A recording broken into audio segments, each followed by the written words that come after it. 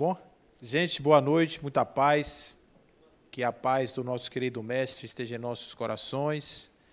Que a espiritualidade boa que nos ajuda nesse trabalho da doutrina espírita esteja conosco nesse instante, nos trazendo paz e luz no coração e cheirinhos também para a gente perceber a natureza aqui com a gente.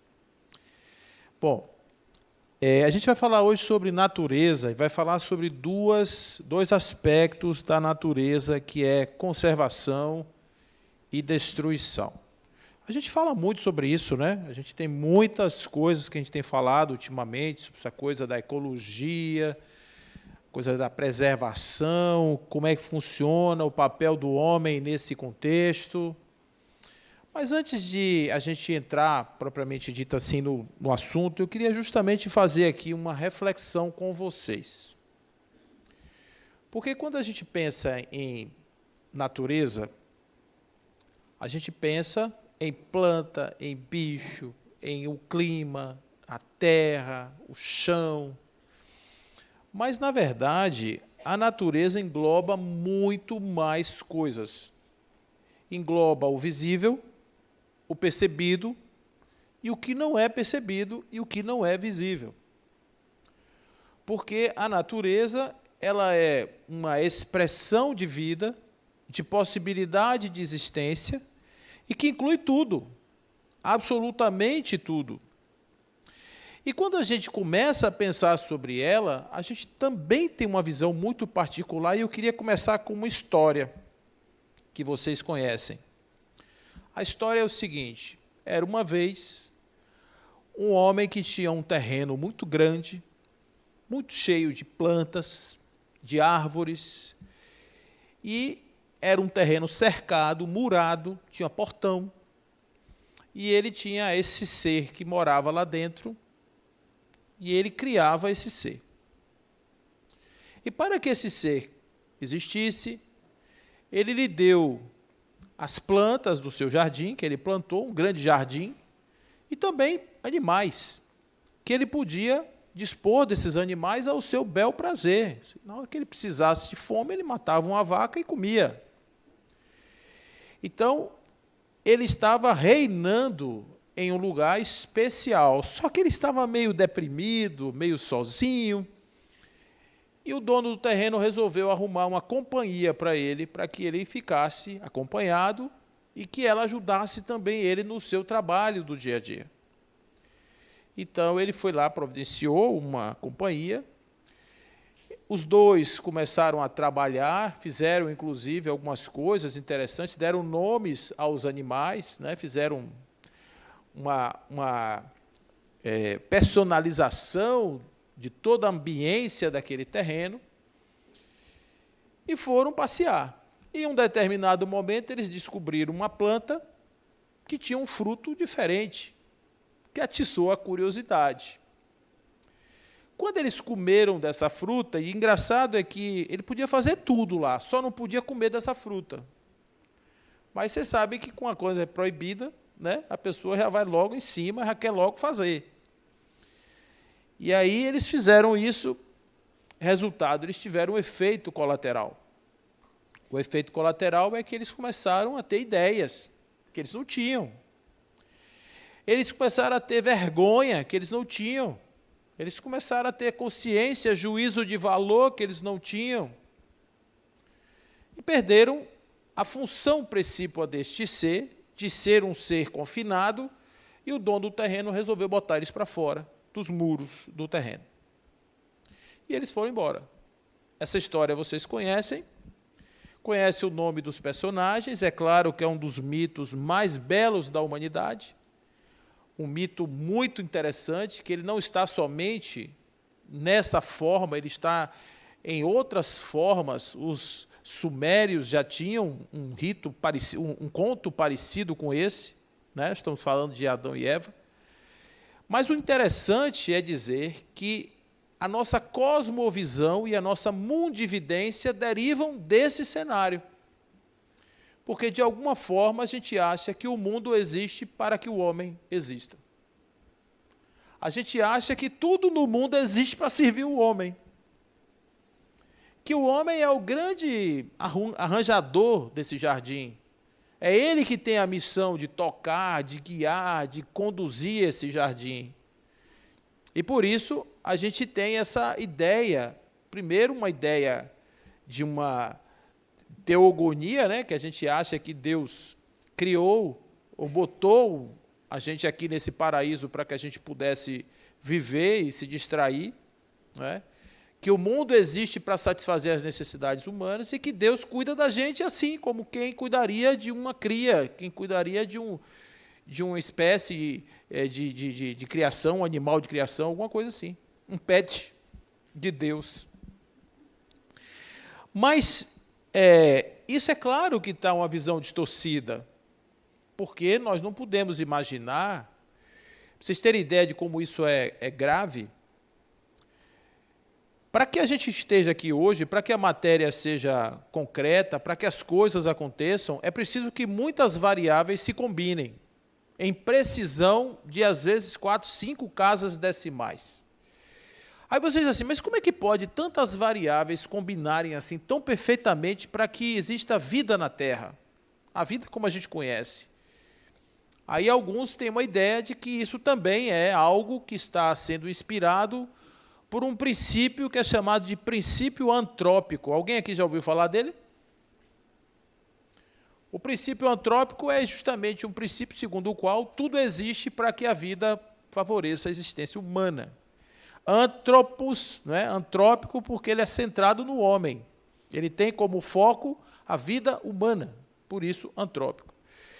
Então, é claro que é uma grande ilusão, a natureza existe para além da gente, querendo ou não, existem coisas que são subjacentes à vida que a gente não consegue ver, mas a gente precisa entender de uma forma ampliada qual é o nosso papel dentro desse sistema, para que duas coisas, a gente não ache que nós somos os responsáveis por ele de uma forma mais, digamos assim, finalística, como o mundo faz, essa conversa no mundo, ela talvez seja um grande equívoco da forma que é feita, e também a gente não se perca da nossa função de sermos entes de equilíbrio, não só do ecossistema, mas de qualquer sistema onde nós estejamos inseridos.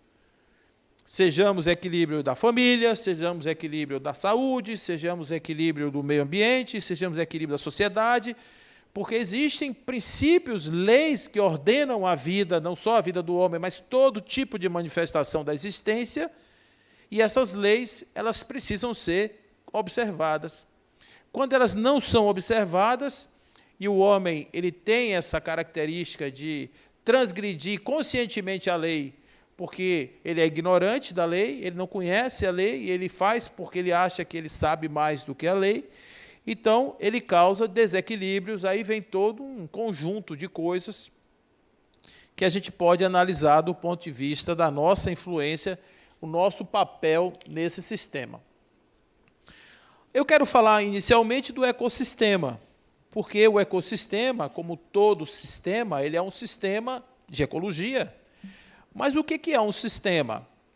O sistema é um conjunto ordenado, harmônico, de partes que se relacionam, fundamentados em leis, princípios e regras. Então, tudo que se junta baseado em uma finalidade e que possui regras, possui princípios, propriedades específicas, isso pode ser caracterizado como um sistema. Nós somos um sistema. Por quê? Porque nós temos várias partes que estão se relacionando para produzir como efeito a vida, nossa vida, a vida individual de cada ser. Mas, por nossa vez, não é? Dentro desse sistema existem outros sistemas, o sistema circulatório, o sistema respiratório, o sistema nervoso, que é formado também por um conjunto de outros sistemas. Se você pegar uma célula, por exemplo, a célula é um sistema. Você tem as organelas que estão se relacionando, trocando metabolicamente todo aquele funcionamento para produzir vida. Então, você vai chegar até um substrato inframaterial, onde as partes estão se relacionando de uma maneira invisível, mas estão equilibradas dentro de um propósito existencial, funcional, e isso é um sistema. Então, quando a gente vê tudo funcionando, a gente está vendo um sistema. Então, um ecossistema, né, a palavra oikos, né, quer dizer casa.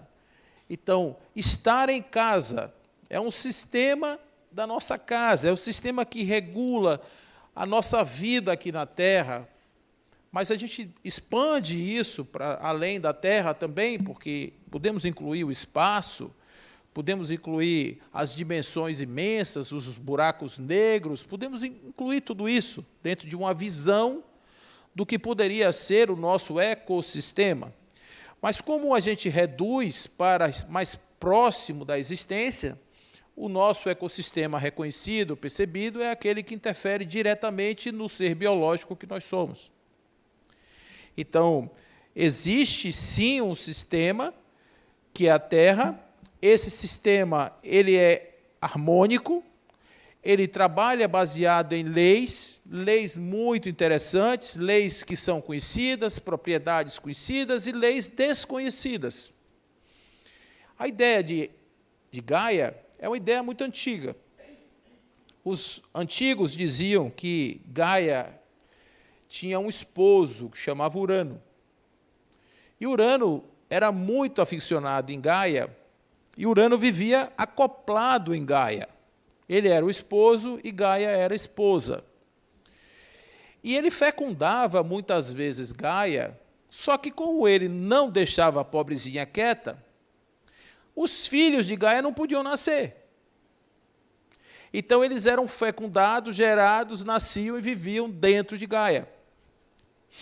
Existia um filho desse que morava na barriga de Gaia, vamos dizer assim, chamado Cronos, que é o tempo, que ele pegou um metal duríssimo do centro de Gaia e fez uma foice. Olha que filho perverso. O pai deu uma distraída e ele castrou o pai. Deve ter sido uma dor imensa, que Urano foi parar no céu. Urano é céu, é o céu. Foi parar no espaço, lá nos confins. E os filhos puderam sair. Aí você tem Cronos, é o tempo, você tem o espaço que surge. Então, era a forma que os antigos tinham de contar histórias sobre a sua observação da natureza.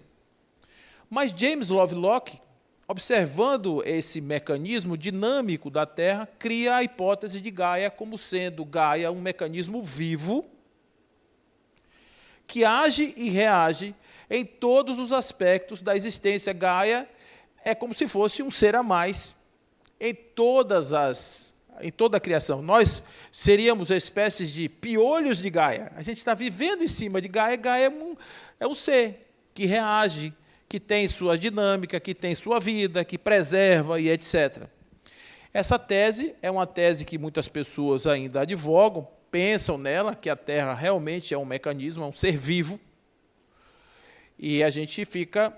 Justamente o que eu quero dizer para vocês é que os limites entre onde termina uma história e começa a outra, eles são muito tênues. Não tem uma fronteira exata para você dizer... É um organismo vivo? É, claro, se você olhar, a vida pulula no planeta em todo lugar. É como se houvesse uma inteligência no planeta, um clima, tudo se organizando. Esse mecanismo homeostático que o planeta tem de se estabilizar, isso mostra, denota uma inteligência intrínseca no planeta, sim, claro. Daí dizer que ele é um ser inteligente, consciente, etc., tem uma distância, mas não quero dizer aqui também que as hipóteses são absurdas, são aproximações sucessivas de uma percepção que nós temos de que estamos vivendo em um sistema que age e reage com as influências do meio que nós estamos vivendo. Está claro isso? Bom, então natureza é um outro conceito que a gente usa, né? A natureza tem a ver com nascer. Né? A força que gera. Então, nascer vem de nascere urus, né? Natureza vem nascer e urus, que tem a ver nascer, a força que gera o nascimento. É quase que a natureza é a essência que faz a vida ser aquilo que é. Né? E a gente tem, como forma de falar da natureza, a gente fala da natureza como as coisas que estão no nosso entorno. A gente fala das plantas, a gente fala dos bichos, a gente fala das coisas selvagens, das coisas primitivas, a gente fala da natureza como isso. Na verdade, quando a gente pensa na natureza, a gente pensa nos seres no seu estado primais, no seu estado original, no seu estado, como a gente diz, né, no seu estado natural, na sua condição natural. Então, natureza tem a ver com essa essência das coisas. Quando a gente mexe nisso e a gente altera a natureza, a gente cria um ambiente de desequilíbrio. Agora, aonde é que é a interferência do desequilíbrio? Aonde é que é a interferência do desequilíbrio do ponto de vista de causar um prejuízo ou não? Isso tem aí, agora, 1 quilômetro de distância. Porque a gente, às vezes, acha que uma intervenção, um bebê de proveta, por exemplo, pode ser uma intervenção negativa na natureza, mas a criação da possibilidade de uma geração in vitro pode ser uma expressão de equilíbrio e busca de equilíbrio da própria natureza. A gente não sabe aonde é que para isso, né? Afinal de contas, a inteligência também é algo da natureza, faz parte da natureza a inteligência, a cognição, a capacidade de aprender e transformar as coisas. A gente costuma dizer que a natureza, que a ciência também é de Deus, né? Vamos lá. Então, Allan Kardec vai dizer, na questão 616, Deus não se engana. Deus não se engana. A harmonia que reina no universo material, como no universo moral, se funda em leis estabelecidas por Deus desde toda a eternidade. A única coisa que a gente pode deduzir da natureza e das suas expressões é que ela não é uma estrutura do acaso. Essa ideia de achar que o acaso é que cria as coisas é uma coisa muito interessante. Porque eu fico pensando assim, não sei se vocês concordam comigo, claro que tem outras teorias que corroboram com a sustentação dessa ideia do acaso. Mas, por exemplo, se a natureza é tão criativa e inventiva, seria natural que nós tivéssemos Transformers, ou então, como é que chama aqueles personagens lá o mutante, a gente tivesse mutantes aparecendo sobre a face da Terra. Por quê? Porque a natureza estava sempre inventando. Ou seja, era natural parir um menino que tivesse, de repente, um pé aqui em cima da cabeça. Por quê? Porque a natureza inventou ali aquele pé para que houvesse uma possibilidade de, sei lá, de haver uma adaptação. De repente, o menino ia andar plantando bananeira, né, com a cabeça, não sei. Mas o que a gente percebe é que a natureza tem uma espécie de lógica muito precisa para fazer com que as coisas aconteçam. Gente, vocês já pensaram o que é a complexidade de um olho? Eu fico impressionado com um bolo desse bolo de café. Eu fico pensando como foi que a pessoa chegou à conclusão que misturar manteiga, açúcar, farinha de trigo, bater, não sei o quê, não pode solar, botar no forno, cria um bolo. Porque alguém teve que ter essa ideia um dia para sair um bolo, né? Vocês concordam comigo? Eu fico imagina um olho, gente. Eu me impressiono com um bolo, imagino com um olho. Então você vê que o olho ele é incrivelmente sofisticado. Quer ver um outro mais sofisticado ainda? Um neurônio. Um neurônio, gente. O cérebro. Vocês já imaginaram? E quando você vai ver, cada coisa tem o seu papel perfeito na harmonia daquele corpo. Tudo funcionando perfeitamente, não tem nada sobrando. Então você vê que a natureza tem um objetivo, tem um telos, que Tomás de Aquino chamava isso de sentido das coisas. Era uma das formas de comprovar a existência de Deus, era dizer as coisas seguem a sua ordem, o seu destino, tem um porquê. Vocês já imaginaram quantas e quantas e quantas gerações de planeta Terra deveriam existir para que o acaso, nas suas múltiplas possibilidades, criasse seres perfeitos em profusão, como nós temos aqui na Terra? Uma lagarta que vira borboleta, gente. Já imaginaram isso? No acaso fazer isso? Ah, estou fazendo nada, vou fazer lá uma lagarta que vira borboleta, que é um transformer, né? E sim. Então, a gente vê que não é um acaso, é uma lei. Uma lei não, um conjunto de leis que regem esse sistema. Como a gente não conhece essas leis, como a gente não acessa essas leis, elas não estão escritas em lugar nenhum, o máximo que nos cabe é observar os efeitos, os fenômenos e depreender daí possíveis propriedades que emergem desses fenômenos. É o trabalho da ciência. A ciência faz isso, a ciência vê lá a água fervendo, vai analisar e descobrir que 100 graus, tal, os átomos ficam ali se mexendo mais rapidamente e aquilo provoca aquela reação e tal, e transforma a água em vapor. Então, a gente vê que há uma lei para tudo na natureza, para a expressão da vida, para a expressão da dinâmica da vida, tudo tem lei. Agora, o interessante é que essa lei ela não foi feita para seres humanos gostarem dela. Ela não foi feita para a gente. Porque quando a gente olha assim e pensa que a natureza está trabalhando para o homem, a gente fica achando que a gente está aqui e a natureza está do lado de fora. Se a gente não fizer nada com ela, ela não faz nada com a gente. É assim que funciona? Vai falar isso para o vírus do Covid, para o mosquito da dengue. Chega lá para o mosquito da dengue e diz assim, rapaz, tu existe, mas não ataque o homem. Ele faz isso? É assim que funciona? Vai dizer isso para um tsunami lá na Indonésia? Como é que o tsunami faz? Ele procura... Sai, gente, que lá vem a onda. É assim que faz? Não. A natureza tem sua dinâmica e ela não quer saber do homem. Porque as leis que estão subjacentes na natureza são muito maiores do que os nossos desejos.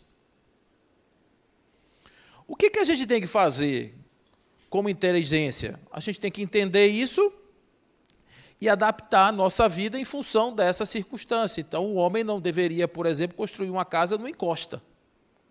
Por quê? Porque a encosta cai. Choveu, cai. Mas a gente, às vezes, não faz isso. Então, de repente, eu moro num lugar que tem furacão. Aí eu faço uma casa toda de madeira. O que eu quero? Esperar um furacão e perder minha casa, não é assim?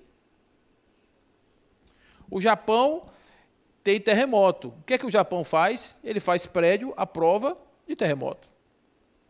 Então, a gente tem que entender a natureza para a gente aprender a viver com ela, entendendo que a natureza não é essa mãe boazinha que a gente pensa que é. A natureza é ela.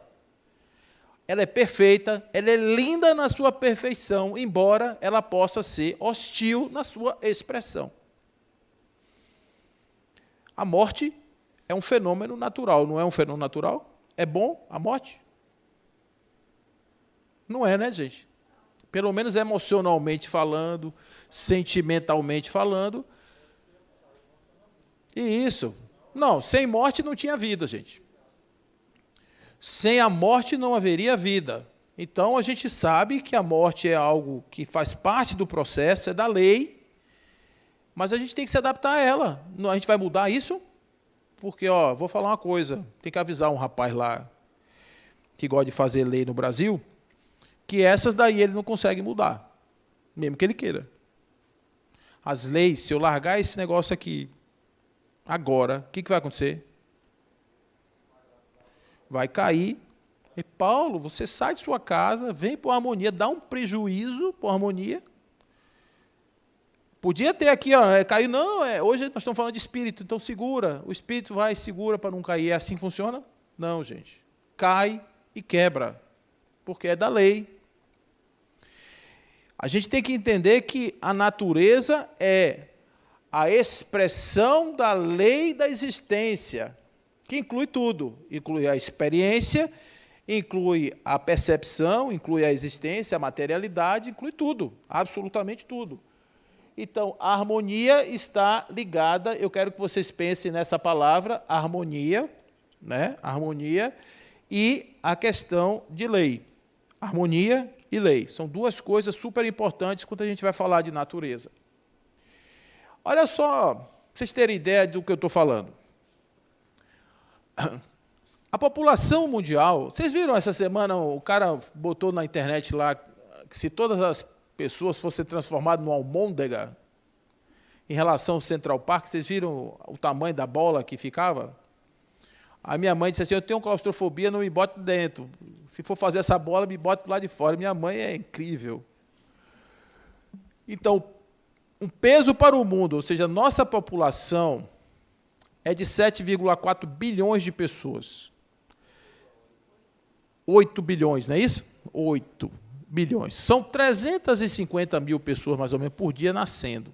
100 e poucas mil morrendo por dia. A gente não pensa nesses números. Mas, quando você vai entrar lá nos indicadores em tempo real, você vai ver isso. Então, se pudéssemos colocar todo mundo em uma balança, esse peso iria equivaler a 340 bilhões de quilos. Isso em cima da Terra. Então, a gente tem 340 bilhões, deve ser mais, porque somos 8 bilhões hoje, né, de quilos.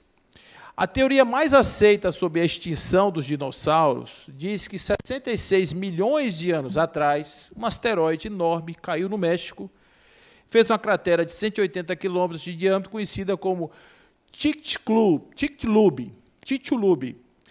E aí, uma coisa interessante que nos afeta diretamente, né? Os dinossauros, quando a gente diz assim, porque a natureza ela tem como premência a vida, a preservação da vida, a natureza ela é equilíbrio, é isso e aquilo.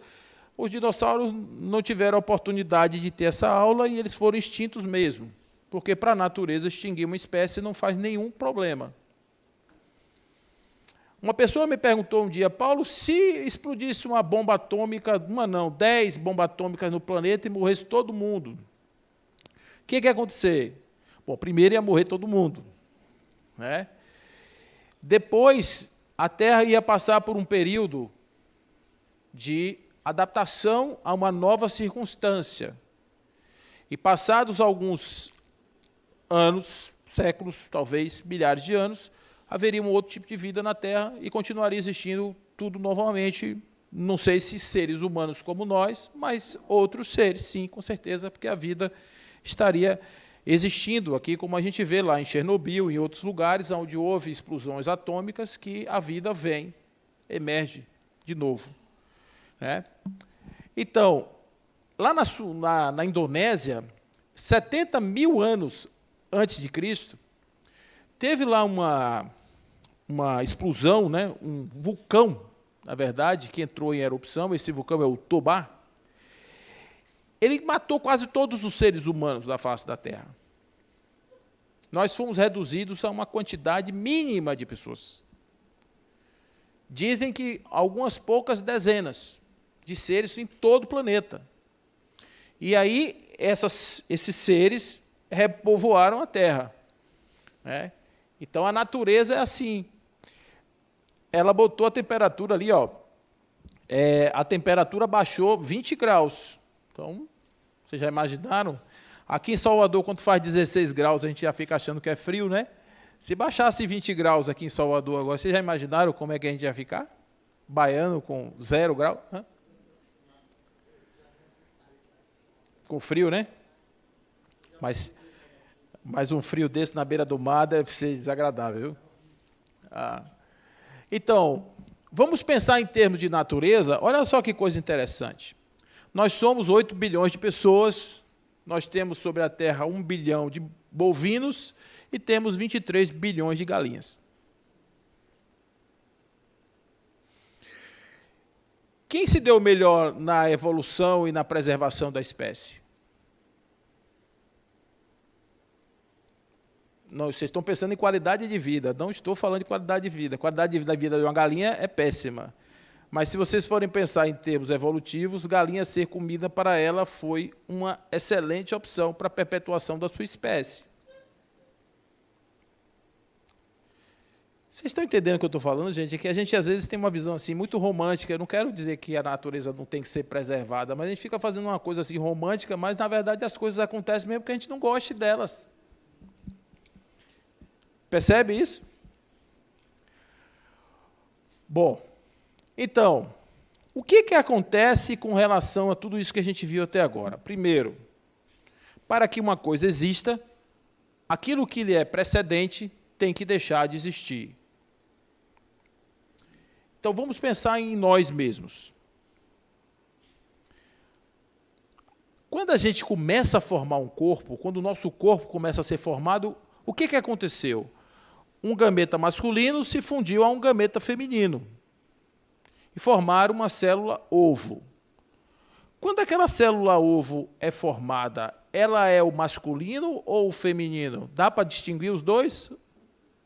Ou ela se transforma em um técios, que é essa célula ovo, que começa a se dividir? Então, aquilo que deu origem perde a sua existência para dar origem a um novo. Então, se vocês não quiserem ir da embriogênese, vá na semente. Você pega uma semente, um caroço de feijão e bota na terra. Passados alguns anos, ou alguns meses, não sei, quando você chegar na terra, vai ter caroço de feijão algum lá? Não. Vai ter raiz, vai ter uma planta, e o caroço de feijão agora está na ponta da planta, está no fruto lá, no objeto dela de produção, que no caso do feijão é um feijão. Agora, a semente morreu para dar origem à vida. Vocês já imaginaram o que ia acontecer com o planeta se não tivesse a morte? O que aconteceria? Está com o outro microfone aí? Se não tivesse a morte, vamos fazer aqui um pensamento. O que vocês acham que aconteceria? Boa noite. Nenhum tipo de morte, tá? Eu estou aqui pensando. Assim, vamos pela raça humana. Isso. Né? Ia ter, em vez de ser 8, ia ser triplicado. Quantas pessoas você acha que teria? Não tenho ideia. Tipo, analisar Tem um número assim. Acima de 30 bilhões, qualquer número que você der, a gente vai aceitar. É por aí. É por aí. Só da espécie humana. Só da espécie humana? Só da espécie, fora as outras espécies. Hã? Espera aí, só um minutinho. Deixa eu entregar ela. Eu creio que o número a gente não tem condição nem de imaginar, né? Que é desde a existência do mundo, você está falando. Além de ter um bocado de gente decrépita e assim, um bocado de osso para lá e para cá, eu imagino assim, né? Estou fazendo um filme aqui na minha mente. Não, mas você está considerando que a célula As dele idades, vai morrer. isso. Mas considere que não morra. Então não morra, ia ficar todo mundo gatinho desde o início, pá, assim. É isso? Você está criando uma terra sem morte. É isso? Um filme na minha cabeça. Isso, é o que você está imaginando, que a pessoa está envelhecendo, não vai morrer, vai ficar em cima da cama tomando soro Não ia o nem resto ficar da mais em vida. cima da cama, não sei nem o que eu imagino, porque não tem como, está imaginável isso, eu né? entendi. Mas para isso acontecer, alguma coisa nele tem que morrer. Como não existe morte, isso não vai acontecer. Então realmente é um negócio que eu vou ficar pensando hoje, a noite todinha, viu? Isso. Vamos lá, gente, botar a cabeça para pensar, porque afinal de contas a gente perderia. Se encontrasse assim um gênio, dissesse assim, rapaz, diga aí uma coisa, pai, eu queria não morrer. Será que esse seria um bom desejo? Hã? Bom, o que mais que aconteceria se não tivesse a morte do planeta?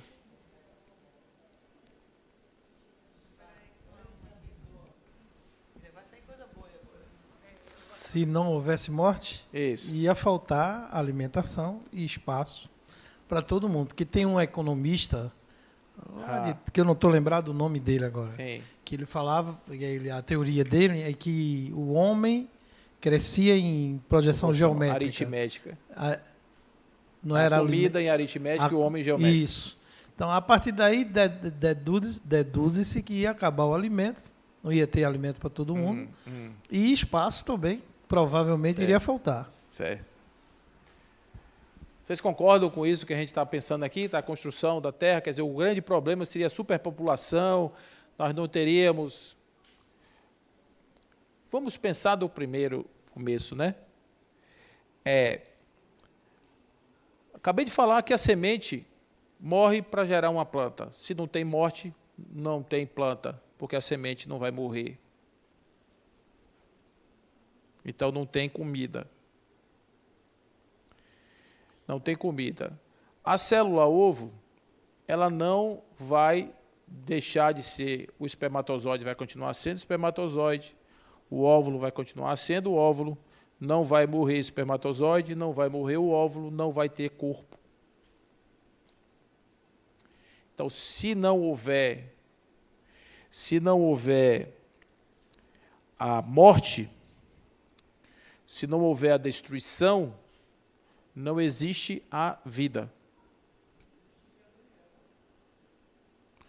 Então, a gente tem que pensar que na natureza as coisas estão se transformando o tempo inteiro.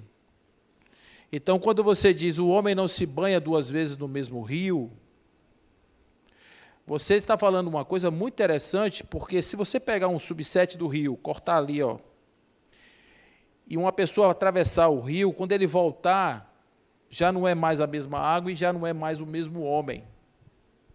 Porque já existia uma transformação dos dois. Só um minutinho só. Já existia uma transformação dos dois ali, e quando ele volta, não é mais a mesma essência. É outro pensar. O homem está com outro pensamento na cabeça, ele está com uma outra expressão, ele está de outra forma, e a água passou e é outra água, não é mais a mesma. Então você concorda comigo que existiriam 2 vidas na Terra? Quer dizer, existiria um par de vida para cada na Terra. Existiria Adão e Eva, existiria todos os animais, porque você falou que não ia ter reprodução. Não existiria, não. Sabe por quê? Porque para Adão e Eva existir, o espermatozoide que fez eles não poderia morrer. Mas nesse caso, Adão e Eva foi criado por Deus. Aí você está falando de um ato... Isso, certo. Isso, eu estou falando dos atos mitológicos. Perfeito. Se for seguir a lógica que você acabou de falar, estaria lá Adão e Eva. Aí Deus tinha que fazer a comida também. E na hora que o bicho comesse a comida, não podia morrer a planta, porque a planta tinha que ficar viva na barriga dele. Mas até então estava tudo lá. Eu tenho indicado nada... Tá certo, você me pegou nessa. Mas vocês estão entendendo o que nós estamos falando aqui, né? Que é justamente a ideia de que você tem que pegar uma coisa, transformar em outra. Então, na vida, na natureza, nada se perde, nada se cria, tudo se transforma. É energia que se transforma em matéria, matéria que se transforma em energia o tempo inteiro, isso está acontecendo. E é um fluxo de vida que está se expressando e as coisas estão acontecendo a partir dessa expressão de transformação de matéria, energia e matéria, porque é isso aqui que a gente vive nesse mundo. Um constante processo de transformação disso tudo. Então, é preciso que tudo se destrua para renascer e regenerar, capítulo 700, ou questão 728 do Livro dos Espíritos. Uma coisa importante que tem a ver com a nossa vida é que nós, enquanto personagens, morremos para dar origem a outros personagens que virão depois, encarnados em nosso espírito, ou preso, vinculado a nós enquanto espíritos, para que nós possamos viver outras experiências para evoluir. Então, até no nosso conceito de reencarnação, isso se aplica. Porque você pega um transhumano, um indivíduo transhumano, o que ele é? Biônico. Ele tem um coração biônico, um fígado biônico, um estômago biônico, tudo dele é biônico.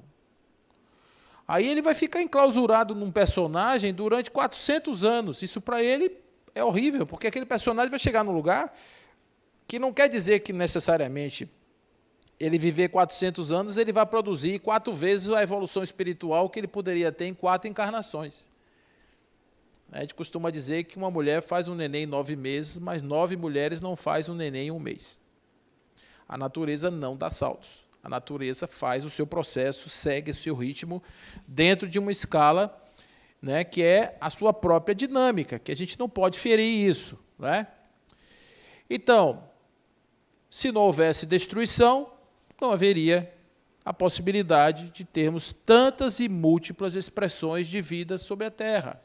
Nós não teríamos a natureza como a natureza é. Então, pensar na destruição é algo importante para compreender a própria construção, a própria vida, a própria essência, a própria instância existencial, né? Bom, então, resumindo, a destruição faz parte dos planos de Deus. Não é uma coisa ruim, é apenas uma coisa desagradável para a gente, que não consegue perceber que a destruição é absolutamente necessária para toda a existência.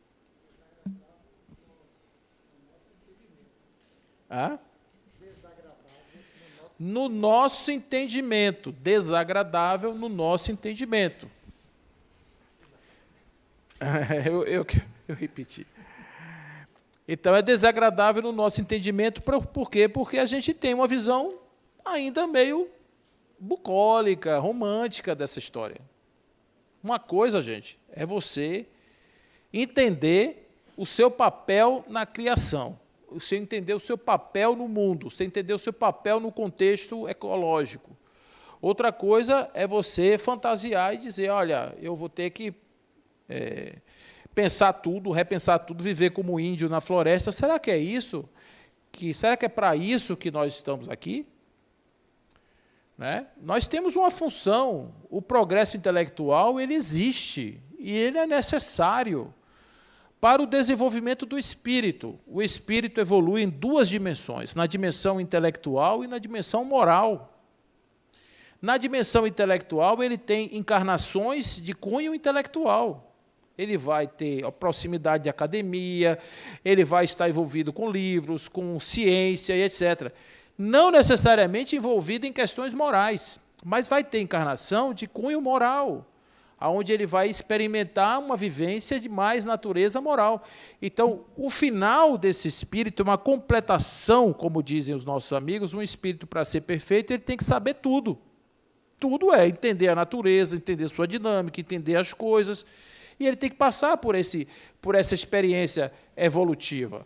Então, a destruição, a nossa própria destruição, ela faz parte desse processo da lei. Agora, lá no capítulo, na parte 3ª do Livro dos Espíritos, vocês vão ver as leis morais.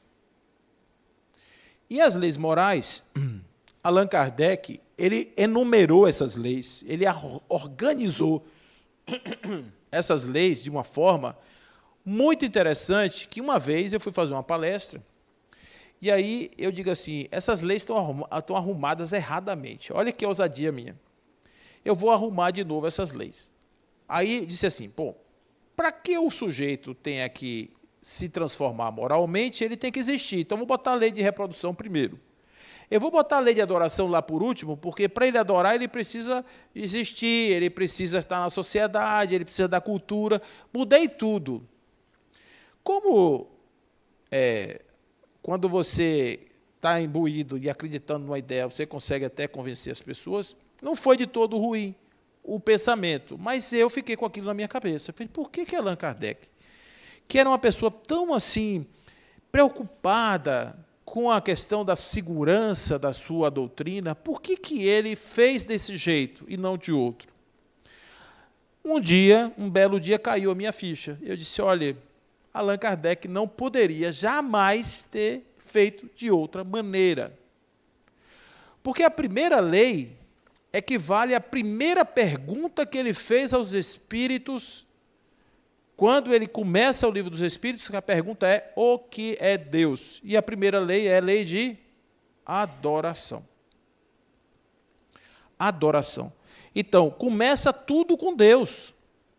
Ele fala de Deus, ele fala da lei, da existência de Deus, das expressões de Deus, as leis da natureza são expressões de Deus.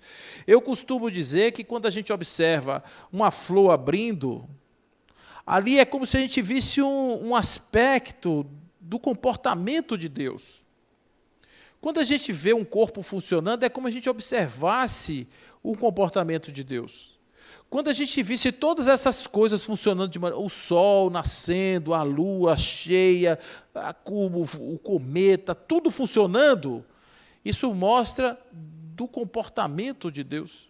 É como se a gente visse Deus funcionando, se expressando, acontecendo, de fato, através de coisas perceptíveis. Então, você diz assim, a contemplação é um processo onde você, através da observação, você consegue ter esses vislumbres, esse contato com o sagrado, a partir desta conexão. Então, Quando ele vai para a segunda lei, ele fala da lei do trabalho. Aí você diz assim, pô, mas o trabalho é tão importante assim para estar em segundo lugar? É porque ele não está falando, embora lá ele fale do trabalho humano, mas ele está se referindo ao trabalho como movimento. Tudo é trabalho. Não existe vida sem trabalho. Vocês já observaram? É o átomo quando se movimenta, ele está trabalhando. Toda a força, tudo que tem uma movimentação que sai daqui para cá, está trabalhando. Então, o trabalho faz parte de tudo. Depois, ele começa a fazer aí a universalização dessas leis e traz isso aqui, ó, que lá na literatura sânscrita, você vai ter lá ó, o que ele chama de Trimurti, que são 3 entidades, Brahma, Vishnu e Shiva, que estão representadas, tem outras correntes filosóficas, religiosas, que falam da Trindade, mas esta aqui, especificamente, Allan Kardec apresenta no Livro dos Espíritos como 3 leis. Porque Brahma é vida, é criação, Vishnu é manutenção e Shiva é a destruição. Destruição de renovação. Então, as 3 leis, lei de reprodução, lei de conservação e lei de destruição. Aí, depois que ele fala da destruição, ele vai falar sobre a lei de sociedade. Então, ele diz, olha, tem reprodução, a reprodução tudo precisa evoluir em termos de vida. Depois a gente vai ter a conservação, porque quando eu olho para uma coisa, ela tem a aparência de estar permanente, embora ela esteja se transformando o tempo inteiro para a destruição, e a culminância, que é a destruição efetiva da coisa. Então, plantas, frutas, pessoas, animais, pedras, montanhas, cidades, estrelas, planetas, tudo segue essa mesma lógica. A única diferença é o tempo de conservação, ou de aparente conservação que a gente tem. Então, essas 3 leis, elas vão estar lá, na terceira parte do Livro dos Espíritos, lei de reprodução, lei de conservação, lei de destruição, que são as questões 686 e seguintes. Então, depois vocês dão uma olhada lá, porque isso aí é muito legal para a gente ver que os próprios espíritos que estão nos apresentando essa dinâmica da natureza, da expressão da vida, do sentido da vida, eles estão falando desses 3 movimentos, que a gente precisa assimilar, entender que eles existem, que eles fazem parte da nossa existência. Está claro isso aí para vocês? Vocês querem comentar alguma coisa?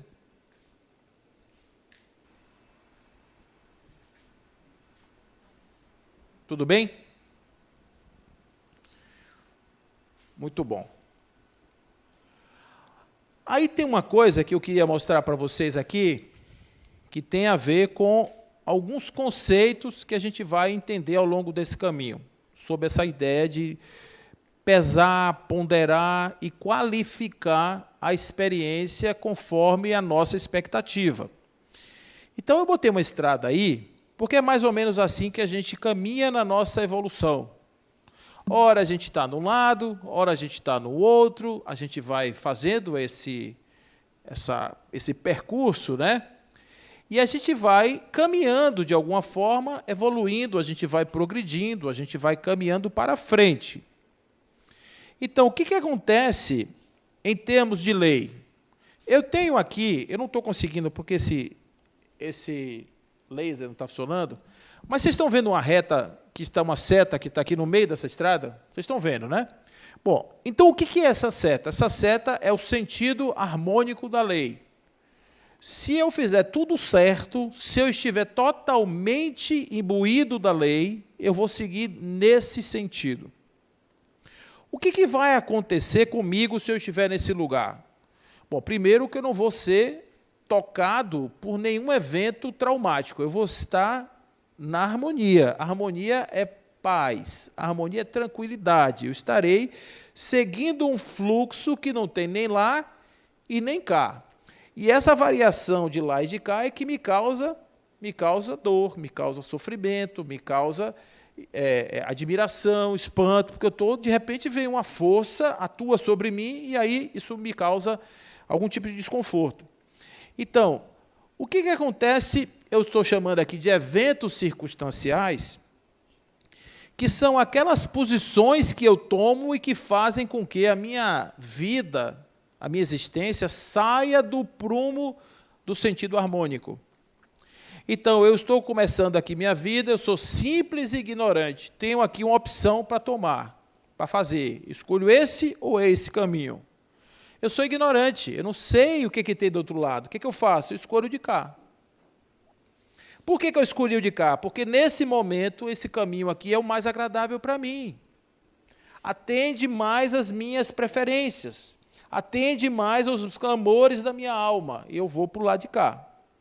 Só que o lado de cá é um lado que fere, que agride, que machuca, que cria uma série de pontos extremamente desagradáveis.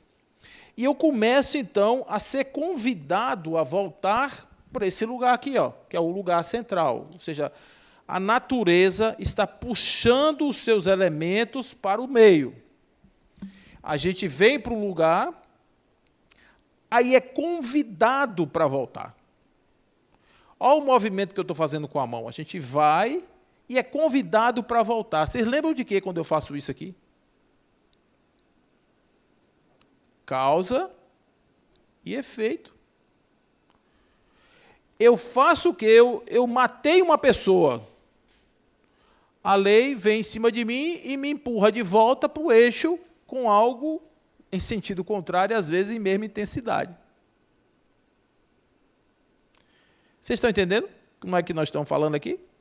A ignorância faz com que a gente caminhe numa estrada reta de maneira sinuosa, porque a gente não sabe como é que faz para andar no sentido reto. O caminho reto, gente, vocês já ouviram essa expressão em outros lugares. Então, a gente fica caminhando de maneira sinuosa em eventos circunstanciais. O que é esse evento circunstancial? É um fato doloroso, pesado, uma consciência que explode. Tem que ser algo contundente, que interrompe o ciclo do desequilíbrio e tenta me levar de volta para o centro. Só que, às vezes, passa. Vou dar um exemplo aqui para vocês. A pessoa pegou a vida dela e começou a tomar um bocado de decisão equivocada. Aí ele pegou e jogou tudo para cá. Aí teve lá um dissabor na vida, perdeu tudo, teve uma situação, uma desilusão amorosa, alguma coisa. Aí ele recebeu uma pancada lá e volta. Só que, ao invés de vir para o centro, ele resolveu radicalizar do lado de cá. Ele agora não sai de casa, ele agora vive em meditação, ele agora vai fazer o capão, vai ficar escondido embaixo de uma gruta. Onde é que ele veio? Ele veio para o lado de cá. Está correto isso aqui, do ponto de vista evolutivo, ele tem que estar na sociedade, ele tem que voltar para o meio, ele tem que voltar para a convivência. Então, ele tem um outro evento ali, que é a solidão, é o vazio. Ele descobriu que Buda passou por isso. Onde é que Buda estava? Buda estava vivendo na ignorância. Aí, quando ele resolveu sair de casa, ele resolveu radicalizar. Aí ficou sem comer, né? Achava que era sem comer, sem nada, e quase morre. Então, ele teve que voltar para o meio. Ele disse, o caminho é o do meio. Então, quando a gente está vivendo assim a vida, isso aí está acontecendo com a gente o tempo todo e a gente está aprendendo. Então, quando a gente pensa na ideia do bem e do mal, que estão ligados a essa ideia da destruição, a essa ideia da conservação, a essa ideia do progresso, essa ideia, enfim, a gente tem que pensar, gente, que, embora tudo isso possa parecer desequilíbrio, mas é a lei. Vocês entendem assim? A lei é assim. Como é que um ser ignorante ia se transformar num ser de luz se não houvesse um processo para ele aprender?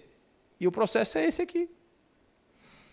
É claro que você, como uma pessoa inteligente, você pode dizer, se o processo é esse aqui, eu vou cortar caminho, vou fazer o caminho do meio. Vou ser mais observador, vou prestar mais atenção na dinâmica da existência, vou seguir reto. Mas nem todo mundo faz isso. Por quê? Porque a gente prefere as curvas da Estrada de Santos. Tudo bem aí? Então, lá na questão 630, como é que se pode distinguir o bem do mal? Olha só como os espíritos caracterizam o bem e o mal. O bem é tudo que me aproxima da lei de Deus ou de Deus, e o mal é tudo que dela me afasta. Fazer o bem é se conformar à lei de Deus, fazer o mal é infringir a lei de Deus. Então, bem e mal, gente, tem a ver com dinâmica da vida. Agora, claro, tem bens que são sempre bons, e tem maus que são sempre maus, não importa onde você olha. Uma pessoa matar outra pessoa é um mal. Ninguém tem esse direito de fazer isso. Embora faça parte do processo. Pessoas conviverem com outros que têm a possibilidade de tirar a vida. Ok? Tudo bem aí? Bom, se não há o ciclo de equilíbrio, haverá desequilíbrio? Isso aí é uma pergunta que Allan Kardec faz em relação à questão da Terra. Estamos falando da superpopulação, que aí tem a ver com a questão do Keynes, né? Quem foi que falou dele aqui? Acho que foi você que falou, né, do Keynes, que é a ideia do crescimento da população, que cresce em proporção geométrica, que os recursos crescem em proporção aritmética, que tem aquela dicotomia econômica dos recursos escassos, das necessidades ilimitadas. Mas ele está falando aqui da superpopulação, questão 687. A pergunta é, vai chegar o tempo em que a população humana será excessiva no planeta? A resposta é não. Deus a isso provê e mantém sempre o equilíbrio. Eu não quero ficar na sobra, vou dizer a vocês, né? Eu não quero ser da sobra, mas que vai ter sobra, vai. Às vezes tem uma onda que chega assim e leva 300 mil pessoas de uma vez ali na Indonésia. Não foi assim que aconteceu, daquele tsunami lá? Leva 300 mil de uma vez.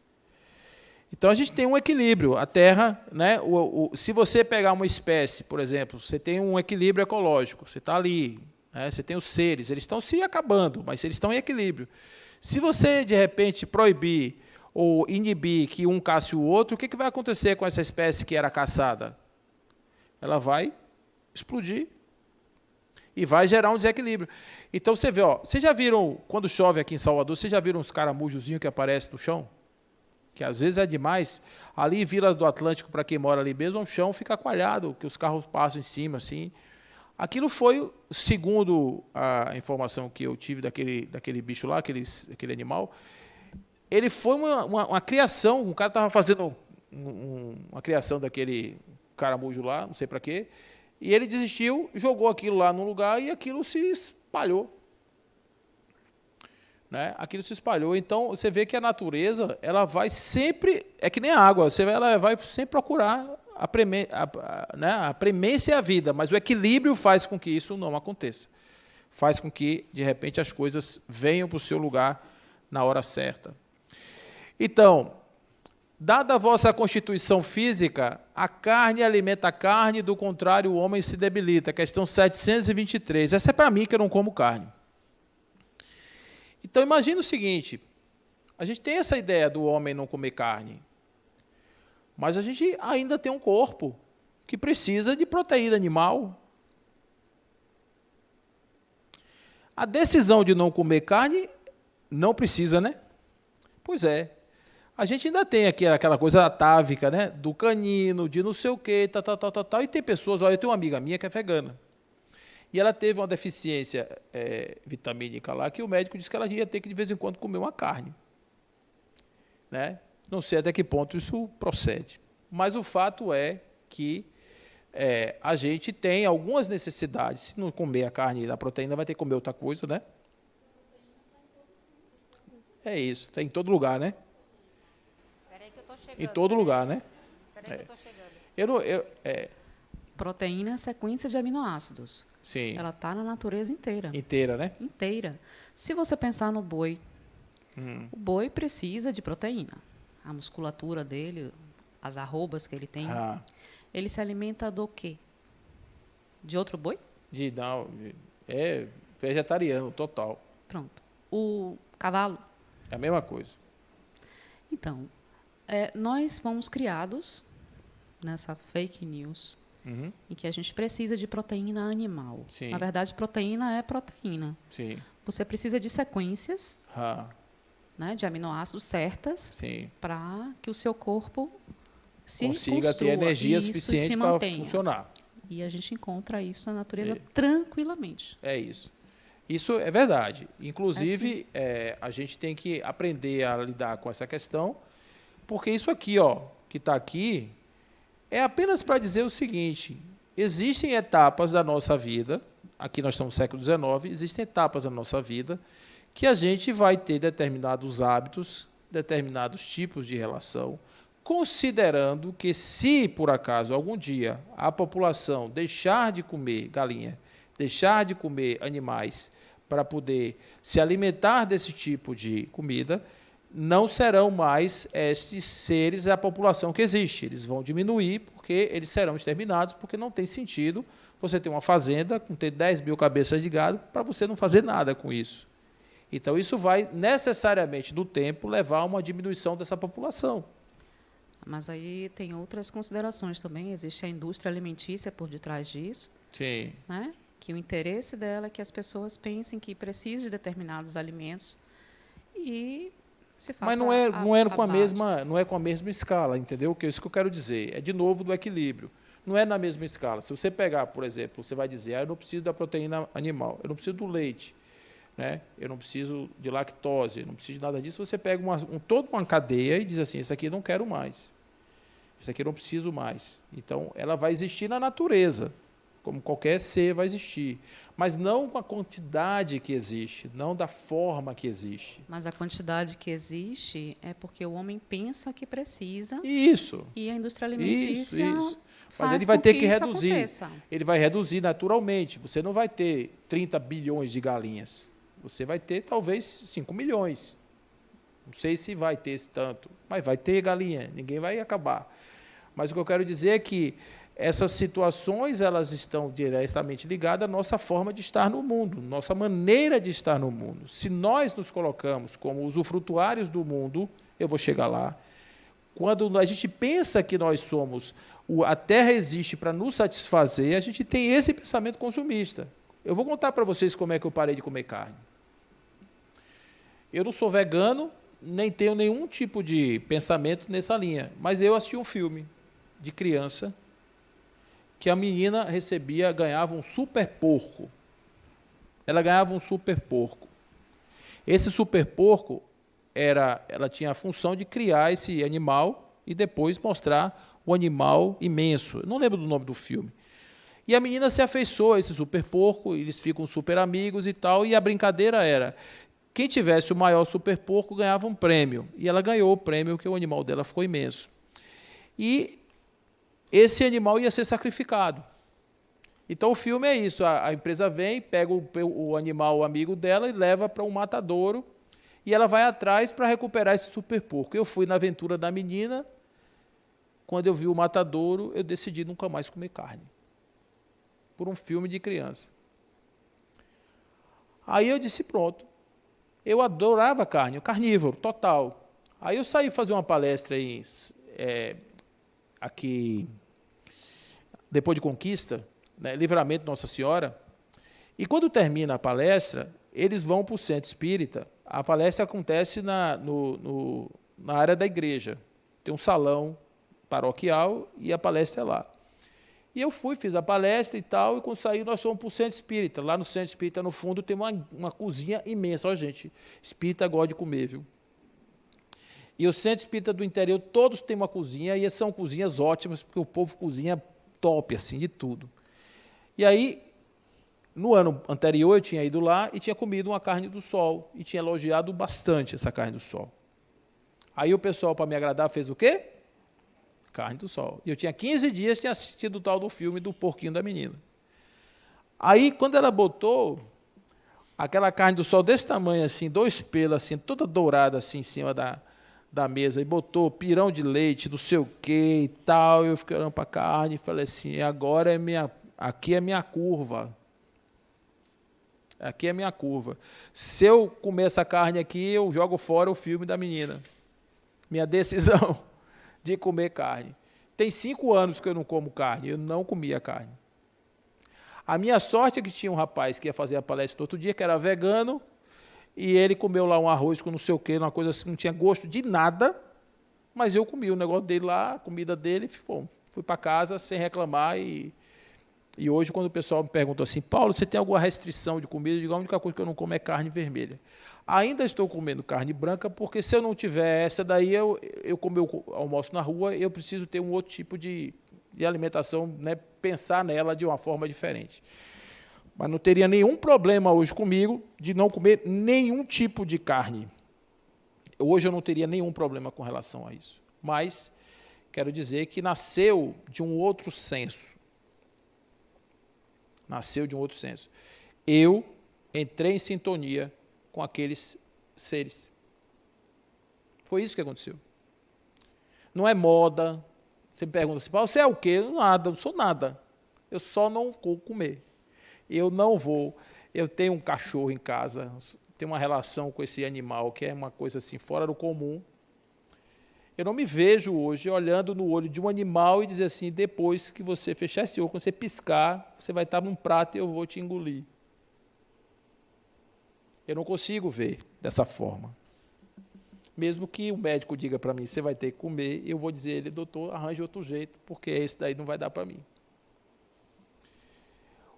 O que acontece é que a gente começa a ter um senso, né? Olha lá, ó, as criaturas são instrumentos de Deus, se servem para chegar aos fins que se objetiva. Para se alimentar, os seres vivos reciprocamente se destroem, a destruição está na natureza. Nos animais, isso vai acontecer naturalmente, faz parte da natureza. Isso acontece entre os animais, né? Manutenção do equilíbrio na reprodução, que poderia se tornar excessiva, utilização dos despojos do invólucro exterior, que sofre destruição. Esse invólucro é simples acessório e não a parte essencial do ser pensante. A parte essencial é o princípio inteligente, que não pode se destruir, se elabora nas metamorfoses diversas por que passa. Então, quando a gente pensa num ser humano que está vivendo, que está morrendo, a gente pensa que a gente está no ciclo da vida, assim como quando uma cobra pega um sapo vivo e engole, aquilo ali está na natureza, aquilo ali está, de certa forma, numa dinâmica, está numa expressão, faz parte do processo. Então, se você vê um animal devorando o outro, você não vai lá apartar, porque se você apartar, você preserva a vida de um, mas mata o outro, porque ele vai ficar com fome, porque ele não vai poder se alimentar. Ele não tem essa opção de ir no outro lugar, né, de ter um outro cardápio. O cardápio dele é o que der, o que passar pela frente, o que for possível, que mate a fome dele, naquele momento. Tudo bem aí? Bom, questão 689, essa daqui tem a ver com a gente. A atual raça humana, que pelo seu crescimento tende a invadir toda a Terra, substituir as raças que se extinguem, terá sua fase de crescimento e desaparição.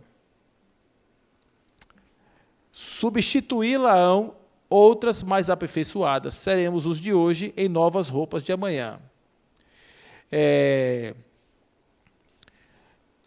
O que eles querem dizer com isso é que este ser antropóide, com esse formato, com esse jeito de ser, com esses costumes, com essa forma, essa maneira de se expressar, essa biologia, tende a uma substituição no futuro. Nós já fomos de outro jeito. Hoje estamos assim. No futuro, nós vamos ter uma outra composição. Por exemplo, seremos um corpo mais fluídico. Porque nosso corpo hoje tem a densidade do nosso psiquismo, que é o psiquismo da Terra. Então, na medida em que a gente vai evoluindo no psiquismo, a gente vai desadensando, vai criando uma forma, ou melhor, desdensificando, melhor dizendo, né? A gente vai criando uma forma menos grosseira da expressão física. E, naturalmente, os nossos corpos vão passar por transformações. Pode acontecer de ter, de repente, um novo ser humano sobre a Terra? Pode, por que não? Isso é ruim? Nós é que vamos pegar um equipamento novo. Você tinha um carro a gasolina, que era um Fusquinha, e agora você tem um carro elétrico. Então, a gente largou um modelo, estamos com outro. Largou um paradigma, mudou, é outro, largou uma forma de expressão, porque o corpo não é a pessoa. O corpo é o mecanismo, é o veículo que a gente usa para se expressar, para desenvolver nossa locomoção sobre o planeta. Então, isso pode acontecer? Claro que pode, né? Questão 713. Porque todos têm que concorrer para cumprimento dos desígnios da providência. Foi por isso que Deus deu a necessidade de viver. Acresce que a vida é necessária ao aperfeiçoamento dos seres. Eles o sentem instintivamente, sem disso se perceberem, ou aperceberem. O que eu quero falar com isso para vocês, gente, aqui da questão da natureza, para a gente pensar um pouco. Quando a gente vê a natureza, a gente vê uma coisa apartada da gente. Eu cuido de você. Mas quando a gente começa a pensar que, na verdade, nós fazemos parte disso, que nós não somos nada especial diante disso, a nossa visão diante da natureza contemplativa, a visão contemplativa é: eu e você somos a mesma coisa. Então, do mesmo jeito que você olha no olho de um animal e diz assim, não vou te comer, você vai olhar a natureza e vai dizer assim, eu e você somos um. A planta segue no ritmo da lei. A planta não transgride a lei, ela segue a lei. O animal segue a lei. Nós somos contingentes, nós não seguimos a lei porque a gente prefere fazer de um jeito ou de outro jeito, que não é o jeito do eixo. A gente tem os eventos circunstanciais que estão o tempo todo movendo a gente para lá e para cá. Então, o senso ecológico é um senso que nos permite nos sentir inseridos na natureza. Nós nos sentirmos integralmente fixos ali, cheios, presentes. Eu não preciso pensar em destruir uma árvore ou não destruir uma árvore, e simplesmente isso não vai passar na minha cabeça. O senso ecológico verdadeiro, eu não vou fazer isso porque eu amo a natureza, o oxigênio que ela produz. Não é isso. Eu não vou fazer isso porque ela e eu estamos intimamente ligados. Ela e eu estamos na mesma essência, ela está vivendo a vida dela e o espaço dela é esse, o meu espaço é esse. Nós temos que encontrar uma forma de vivermos em harmonia. Porque se nós vivemos em harmonia, não tem problema nenhum arrancar um fruto de um pé e comer. Agora, eu não posso abusar e chegar lá e fazer uma destruição abusiva, porque eu estou infringindo uma relação harmônica entre nós, porque nossa relação material é de troca, acima de tudo.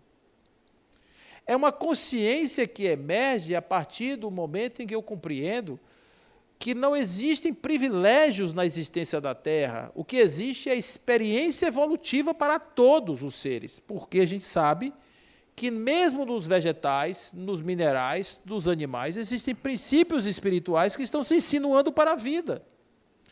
Existem determinadas culturas que as pessoas usam lenços no rosto, máscaras, para não aspirar insetos, para não matar aqueles que estão no ar. Conta uma história, quem conta essa história é de Pak Chopra. Ele conta uma história interessante, que uma pessoa estava fazendo um tratamento de câncer, a pessoa tinha uma religião, e estava fazendo um tratamento de câncer, e o médico chegou para ele e falou assim, olha, com esse remédio aqui, todas as suas células cancerígenas vão morrer, nós vamos matar seus tumores. Aquilo entrou tão enviesado na cabeça dele, que ele simplesmente rejeitou a quimioterapia. A quimioterapia não estava fazendo o efeito que ele podia fazer. E o pessoal fez uma associação desse processo cultural, com esse processo mental, com o processo biológico, e levou ele a uma outra concepção. Olha, nós vamos juntos reharmonizar o seu corpo. Foi uma conversa mais ou menos assim, vamos reharmonizar o seu corpo, colocar essas células nos seus devidos lugares, vamos dar a ela uma vitamina, e em vez de falar no negativo, falou no positivo, e o tratamento mudou. O resultado do tratamento mudou a mente da pessoa. Olha como isso é uma coisa interessante. Não sei se vocês já viram um filme chamado Até o Último Homem. Vocês já viram esse filme? Quem já assistiu? Levanta a mão. Já viu, né? Caso real aquele filme. Real mesmo, né? A história é um adventista que resolve servir o exército na guerra, uma guerra das piores guerras que os Estados Unidos já travou, que foi a Guerra do Pacífico. E quando vão entregar um fuzil para ele, ele fala, não, eu vou para a guerra, mas não vou carregar arma. Minha função na guerra é salvar vidas, eu não vou tirar vidas. E ele foi para a guerra desse jeito, foi, depois de muita confusão, muita luta, ele conseguiu convencer os caras de que ele ia mesmo e foi. Foi sem armas. E ao invés de matar, ele salvou muitas pessoas. E olha que coisa interessante, né? Você vê o que é que a mente, né? A forma da pessoa vê. Ele não consegue ver ele sendo um agente da destruição. Mas a gente tem que pensar que esses casos eles estão ainda fora da curva, por quê? Porque em determinadas circunstâncias, no nosso estágio evolutivo, a gente tem que pensar que certas destruições vão ter que acontecer. Mesmo que a gente não goste delas. A natureza é isso. A natureza tem a sua dinâmica. Oi. Pois não. Deixa eu pegar aqui o microfone. O pessoal não está te ouvindo, não. O pessoal não está te ouvindo, não. Não é isso? E a Ucrânia? Nós estamos vivendo um momento ali difícil, de grande destruição. Não é isso? Muitas mortes de inocentes, né? Então, isso aí faz parte dessa lei de destruição. Isso. Faz parte dessa lei. Agora, é difícil, viu? É difícil entender. É difícil de entender, né? Você sabe que Divaldo fez uma palestra... É muito difícil. Divaldo fez uma palestra falando sobre alguns personagens, e ele dizendo o seguinte, que quando o grego era importante para a divulgação do cristianismo, houve uma expansão do Império Grego com muitas mortes. Depois, isso vai acontecer em outras dimensões, você tem lá Roma, você vai ter a França, né? Inclusive a França como uma expansão da França para ajudar o Brasil a ser uma pátria espírita, inclusive, porque o francês era muito ensinado aqui no Brasil, nas escolas e tudo mais, existia uma aproximação muito grande da cultura, né, aqui no país com a Europa e, sobretudo, aí com o idioma francês. Isso facilitou muito a chegada dos livros espíritas no Brasil. Quando a família real veio para o Brasil, ela veio empurrada por Napoleão, né? Napoleão invade Portugal e eles vêm para o Brasil. Então, você vê que realmente assim tem umas coisas que você olhando pontualmente, elas têm um impacto negativo, ruim, péssimo, mas elas fazem parte de uma construção. Por que é assim e não é de outro jeito? Porque a gente é ignorante, a gente bota isso na cabeça, né? A gente faz uma guerra. Uma guerra é uma coisa absurdamente ineficiente. Você pega um míssil que custa 5 milhões de dólares e solta que nem uma bomba de São João. E solta 10, 20, 50, 1000.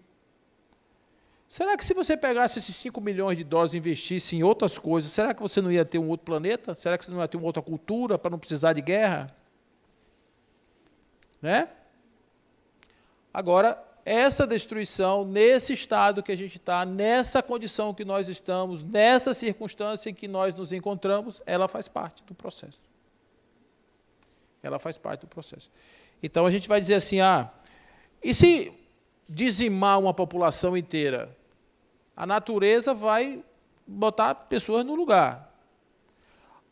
A espécie humana vai ficar com essa marca. Os espíritos vão carregar, nesses eventos circunstanciais, vão carregar suas marcas e suas cruzes. Vão ter que, de alguma forma, reparar isso do tempo. Faz parte da lei também.